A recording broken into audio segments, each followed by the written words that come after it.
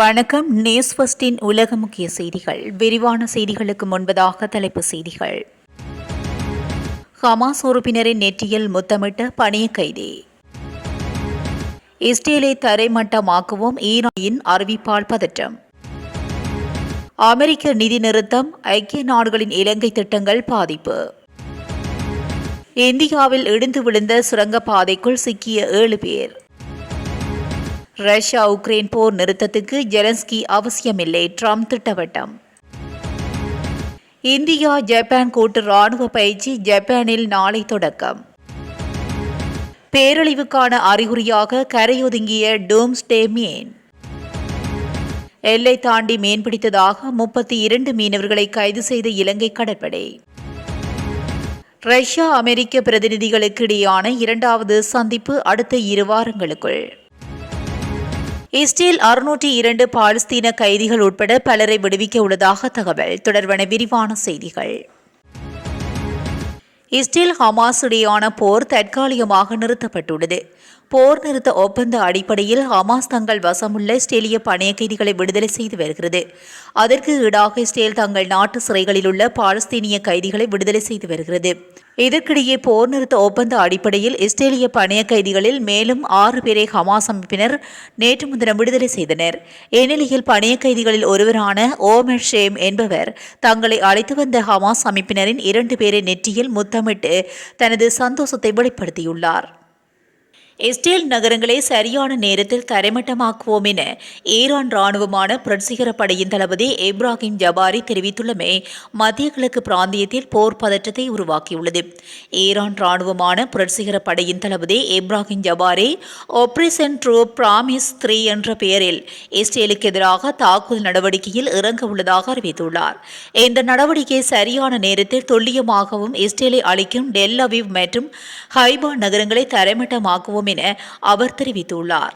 மேலும் இதற்கு பதிலடி தந்துள்ள இஸ்ரேல் வெளியுறவு அமைச்சர் ஹிடியோன் சார், நம்மை அழிப்பது தன் குறிக்கோள் என்று எதிரி கூறினாலும் அதை நம்ப வேண்டும் என்பதை யூத மக்களாகிய நாம் வரலாற்றிலிருந்து கற்றுள்ளோம். எனவே நாங்கள் பதிலடி தர தயாராக உள்ளோம் என்று குறிப்பிட்டுள்ளார். இரு நாட்டு தலைவர்களிடையே ஏற்பட்டுள்ள வார்த்தை போர் மத்திய கிழக்கு பிராந்தியத்தில் மீண்டும் பதற்றத்தை அதிகரித்துள்ளது. அமெரிக்காவின் வெளிநாட்டு உதவிகள் நிறுத்தப்பட்டிருப்பது இலங்கையின் பல முக்கியமான திட்டங்களை பாதித்துள்ளது. அவற்றில் உணவு பாதுகாப்பு, பொருளாதார சீர்திருத்தங்கள், ஜனநாயக நிர்வாகம், ஊழல் எதிர்ப்பு, எல்லை பாதுகாப்பு உட்பட்டவையும் அடங்கும் என்று இலங்கையில் உள்ள ஐக்கிய நாடுகள் சபையின் வதிவிட ஒருங்கிணைப்பாளர் தெரிவித்துள்ளார். இந்த திட்டங்கள் சிவில் சமூகம், தனியார் துறை மற்றும் மேம்பாட்டு கூட்டாளர்களின் ஆதரவுடன் மேற்கொள்ளப்படுவதாக அவர் சுட்டிக்காட்டியுள்ளார். இலங்கையில் ஐக்கிய நாடுகள் சபையை பொறுத்தவரை அமெரிக்கா உதவி அதன் ஆண்டு ஒதுக்கீட்டில் சுமார் 12% பிரதிநிதித்துவப்படுத்துகிறது என்று அவர் கூறியுள்ளார். இந்த மாத ஆரம்பத்தில் அமெரிக்க ஜனாதிபதி டொனால்ட் ட்ரம்ப் தனது நாடு ஐக்கிய நாடுகள் சபையில் அமெரிக்காவின் நிதி மற்றும் ஈடுபாடு குறித்து பொதுவான மதிப்பாய்வை மேற்கொள்ளும் என்று அறிவித்தார் என்பதும் குறிப்பிடத்தக்கது. இந்தியாவின் தெலுங்கானா நாகர் கர்னூல் மாவட்டத்தில் சுரங்கப்பாதையின் ஒரு பகுதி நேற்றைய தினம் இடிந்து வீழ்ந்ததில் குறைந்தது 7 பேர் சிக்கி இருக்கலாம் என்று அந்நாட்டு ஊடகங்கள் தகவல் தெரிவித்துள்ளன. ஸ்ரீசைலம் நீர்த்தேக்கத்துக்கு அருகில் சுரங்கப்பாதையிலேயே இந்த அனர்த்தம் நிகழ்ந்துள்ளது. இதனையடுத்து நீர்ப்பாசன திட்டத்தை மேற்கொண்ட நிறுவனம் ஒன்றின் 2 மீட்புக் குழுக்கள் நிலைமையை மதிப்பிடுவதற்காக சுரங்கப்பாதைக்குள் சென்றுள்ளதாக நாட்டு போலீசார் தெரிவித்துள்ளனர். எனினும் அந்த குழுவின் அறிக்கை இன்னும் வெளியாகவில்லை. சம்பவத்தின் போது 50 தொழிலாளர்கள் அந்த சுரங்கத்துக்குள் இருந்ததாகவும் மேலும் சுமார் 43 பேர் பாதுகாப்பாக வெளியே வந்துள்ளனர். இந்த நிலையில் சம்பவத்தை அடுத்து மாநில அரசாங்கம் மற்றும் மத்திய அரசாங்கங்கள் மீது குற்றச்சாட்டுகள் எழுந்துள்ளமை குறிப்பிடத்தக்கது. ரஷ்யா உக்ரைன் போரை முடிவு கொண்டு வருவதற்கான பேச்சுவார்த்தையில் ஜெலன்ஸ்கி இருப்பது அவசியமில்லை என்று கருதுகிறேன் என்று அமெரிக்க ஜனாதிபதி டொனால்ட் ட்ரம்ப் தெரிவித்துள்ளார். அமெரிக்க ஜனாதிபதியாக ட்ரம்ப் பதவியேற்றதைத் தொடர்ந்து ரஷ்யா உக்ரைன் போரை முடிவு கொண்டு வருவதாக அவர் தெரிவித்து வருகிறார். அவர் ரஷ்ய ஜனாதிபதி புடின் மற்றும் உக்ரைன் ஜனாதிபதி ஜெலன்ஸ்கி ஆகியோருடன் தொலைபேசியில் உரையாடியுள்ளார். மேலும் சவுதி அரேபியாவில் அமெரிக்கா ரஷ்யாவின் உயர்மட்ட அதிகாரிகள் சந்தித்து பேச்சுவார்த்தை நடத்தினர். அதில் உக்ரைனுக்கு அழைப்பு விடுக்கவில்லை. இதனால் ட்ரம்ப்பை ஜெலன்ஸ்கி கடுமையாக விமர்சித்துள்ளார். இதனையடுத்து ஜெலன்ஸ்கியை சர்வாதிகாரி என ட்ரம்ப் விமர்சித்திருந்த நிலையில் ஜெலன்ஸ்கியை ட்ரம்ப் மீண்டும் சாடியுள்ளார். இது தொடர்பாக ட்ரம்ப் தெரிவித்ததாவது, ரஷ்ய ஜனாதிபதி புடினுடனான பேச்சுவார்த்தை நன்றாக இருந்தது. ஆனால் போரை முடிவு கொண்டு வருவதற்கான பேச்சுவார்த்தையில் ஜெலன்ஸ்கி இருப்பது அவசியமில்லை என்று கருதுகிறேன். அவர் போரை முடிவு கொண்டு வரும் பேச்சுவார்த்தையில் கடமை காட்டி வருகிறார். இதனால் நான் நடத்தும் பேச்சுவார்த்தைகளில் ஜெலன்ஸ்கியோ வேறு உக்ரைன் அதிகாரிகளோ இடம்பெற வேண்டிய அவசியமில்லை. ஆனால் போரை முடிவு கொண்டு வரும் புடினும் ஜெலன்ஸ்கியை நேரடியாக சந்தித்து பேச வேண்டும். ஜெலன்ஸ்கியின் பிடிவாத போக்கை இனியும் தொடரவிடப் போவதில்லை. உக்ரைன் எல்லா வகையிலும் ஒரு துணிச்சலான தேசம் என்பதையும் பதிவு செய்கிறேன். உக்ரைனில் போரை முடிவு கொண்டுவர புடின் விரும்புகிறார். அவர் ஒரு ஒப்பந்தம் செய்ய விரும்புகிறார். இதேவேளை உக்ரைனுக்கான ஆதரவு நிலையில் ட்ரம்ப் விலகி செல்வதை அடுத்து ஐரோப்பா தலைவர்கள் கூடி ஆலோசனை நடத்தியிருக்கின்றனர். இது தொடர்பாக ட்ரம்ப் கூறும்போது, உக்ரைன் போரை நிறுத்த இங்கிலாந்து பிரதமர் கெய்ர் ஸ்டார்மரும் பிரான்ஸ் ஜனாதிபதி மேக்ரானும் எதுவும் செய்யவில்லை என்று குறிப்பிட்டுள்ளார். இதற்கிடையே இந்த இரு தலைவர்களும் அடுத்த வாரம் அமெரிக்காவுக்கு பயணம் மேற்கொள்ள உள்ளதும் குறிப்பிடத்தக்கது. ஐநா சாசனத்தின் கீழ் பயங்கரவாத எதிர்ப்பு நடவடிக்கைகளை மேற்கொள்ளும் போது இரு படைகளுக்கும் இடையே ஒத்துழைப்பை மேம்படுத்துவதை நோக்கமாக கொண்ட இந்தியா ஜப்பான் கூட்டு ராணுவ பயிற்சி திங்கட்கிழமை முதல் ஜப்பானில் நடைபெறுகிறது. இந்தியா ஜப்பான் கூட்டு ராணுவ பயிற்சியான தர்மா கார்டியன் இந்தியாவிலும் ஜப்பானிலும் மாற்று ஆண்டுகளில் நடத்தப்படும் வருடாந்திர நிகழ்வாகும். கடந்த ஆண்டு பிப்ரவரி மார்ச் மாதத்தில் ராஜஸ்தானின் இந்நிகழ்வு நடந்துள்ளது. நடப்பு ஆண்டு கூட்டு ராணுவ பயிற்சியில் 6வது பதிப்பு ஜப்பானின் கிழக்கு புஜி ராணுவ பயிற்சி மையத்தில் பிப்ரவரி 24 முதல் மார்ச் 9 வரை நடைபெறவுள்ளது.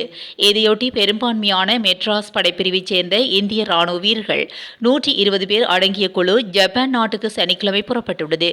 ஜப்பான் சார்பில் அந்நாட்டின் தரை பாதுகாப்பு படை இந்த பயிற்சியில் பங்கேற்கின்றது. இதுகுறித்து பாதுகாப்பு அமைச்சகம் சனிக்கிழமை வெளியிட்டுள்ள அறிக்கையில், பிராந்திய பாதுகாப்பு, அமைதி மற்றும் ஸ்திரத்தன்மைக்கான இந்தியா மற்றும் ஜப்பானின் பகிரப்பட்ட அர்ப்பணி இந்த ராணுவ பயிற்சி அடிக்கோட்டிட்டு காட்டுகிறது.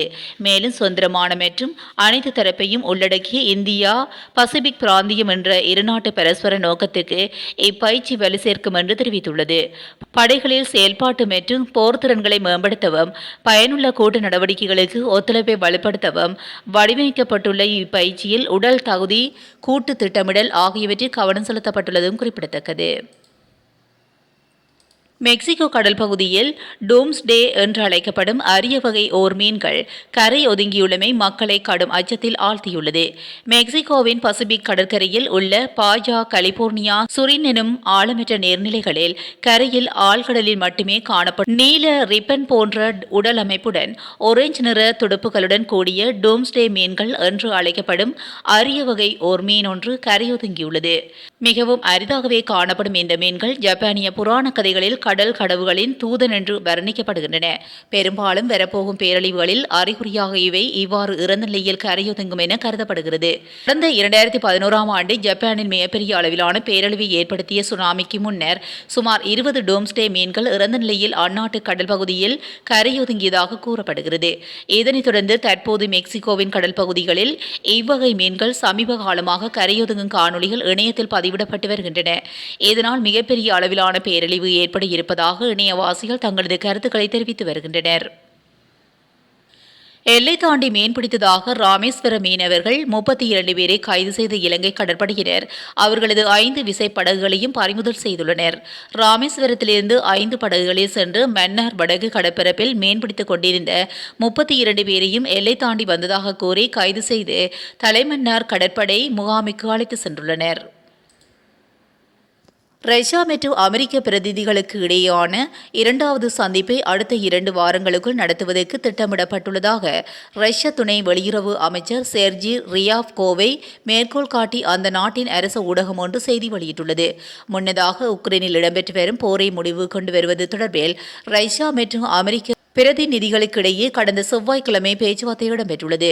போரை முடிவு கொண்டு வருவது தொடர்பில் விசேடமாக கவனம் செலுத்தப்பட்டுள்ளது. கடந்த வார சந்திப்பின் போது அமெரிக்கா, ரஷ்யா இருதரப்பு உறவுகளில் கவனம் செலுத்தப்பட்டுள்ளதாகவும் தெரிவிக்கப்பட்டுள்ளது. அத்துடன் இது உக்ரைன் போரில் தீர்வை எட்டுவதற்கான முக்கிய நோக்கமாக கருதப்படுவதாக குறிப்பிடப்பட்டுள்ளது. இதேவேளை இந்த வாரம் ரஷ்யா மற்றும் அமெரிக்க ஜனாதிபதிகளுக்கு இடையில் சந்திப்பொன்று இடம்பெறவுள்ளதாகவும் சர்வதேச ஊடகங்கள் செய்தி வெளியிட்டுள்ளன. காசாவில் உள்ள செஞ்சிலுவை சங்கத்திடம் ஒப்படைக்கப்பட்ட 6 இஸ்ரேலிய பணிய கைதிகள் இஸ்ரேலுக்கு திரும்பியதாக தெரிவிக்கப்பட்டுள்ளது. தெற்கு காசாவில் உள்ள ட்ராபாவில் வைத்து 2 ஹமாஸ் குழுவினரால் விடுவிக்கப்பட்டனர். இதனையடுத்து மத்திய காசாவில் உள்ள நுசரத்தில் வைத்தும் மேலும் 4 விடுவிக்கப்பட்டுள்ளதாக சர்வதேச ஊடகங்கள் செய்தி வெளியிட்டுள்ளன. இதேவேளை இஸ்ரேல் 602 பாலஸ்தீன கைதிகள் உட்பட பல கைதிகளை விடுவிக்க உள்ளதாக பாலஸ்தீன சிறைச்சாலை ஊடகப் பிரிவு தெரிவித்துள்ளமை குறிப்பிடத்தக்கது. இதுபோன்ற செய்திகளை உடனுக்குடன் தெரிந்து கொள்ள நியூஸ் ஃபர்ஸ்டுடன் இணைந்திருங்கள். நன்றி, வணக்கம்.